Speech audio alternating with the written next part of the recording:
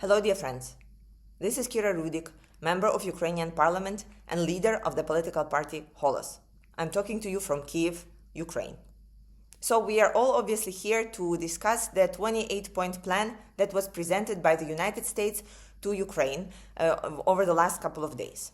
And there are two main areas to discuss it. The first is the format, and the second is the essence. So as for the format, it is unclear at this point on how the executability of this plan will be ensured. So the United States say take it or leave it.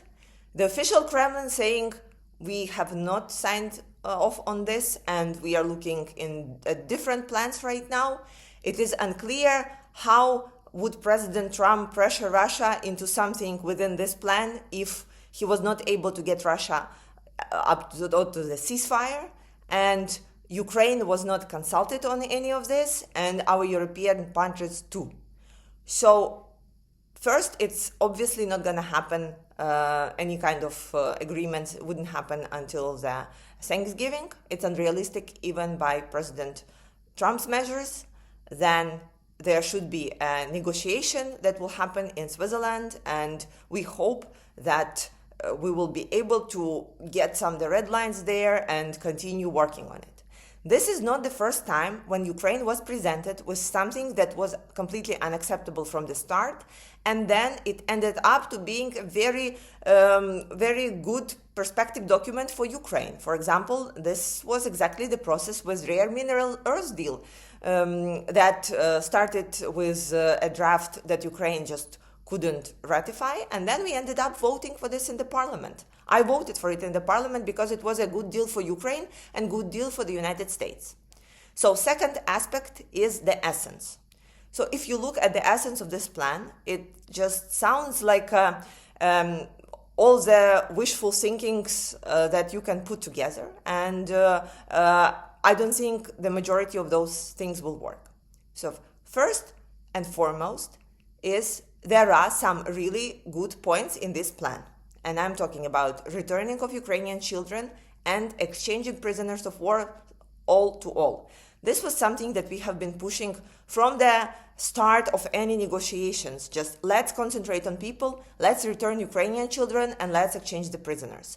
So this is something that Ukraine would definitely agree for. However, there are many other things that are really vague, and we are here not going to sign up or to something vague.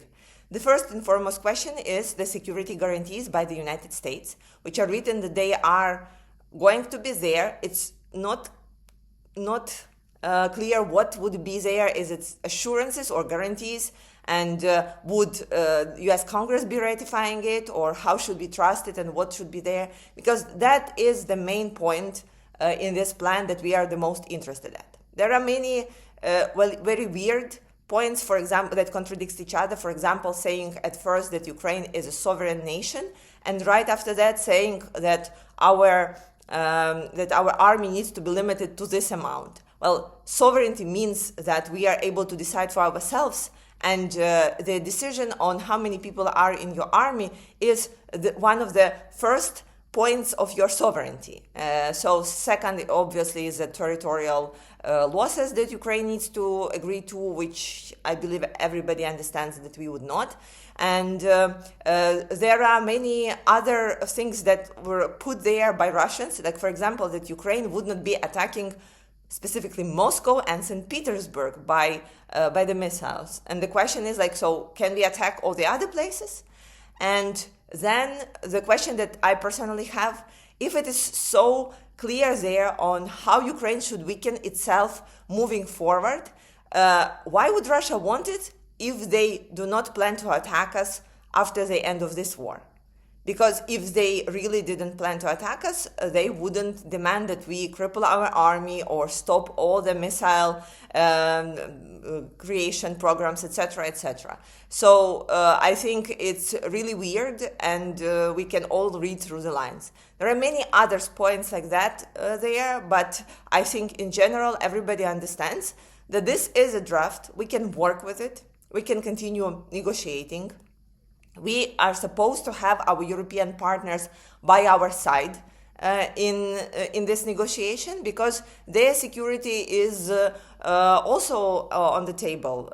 If Ukraine is weakened out and we are pressured into sort of capitulation, then who will be protecting European borders? Who will make sure that we have an army to stand up against Russia or any other aggressor if they decide to attack European continent? So I think these are all open questions. However, at the end, I want to point out that this plan was presented at exactly right time for President Zelensky and for President Trump to avoid really huge political scandals. The first one is for President Zelensky, the corruption scandal that was really huge here in Ukraine, and for President Trump, the Epstein files. So I appreciate all the attempts to try to end the war in Ukraine, but again, we were never the problem. The problem was always Russia, and the pressure needs to be put onto them. And I hope that at some point our American partners will realize. As for President Zelensky's statement that we have to choose between our dignity and losing our main ally, I can tell you, here on the ground, it is never a question. We didn't choose to capitulate in 2022. We are not choosing to capitulate right now. And we are not giving up on our dignity by any way and any means. Thank you, and glory to Ukraine.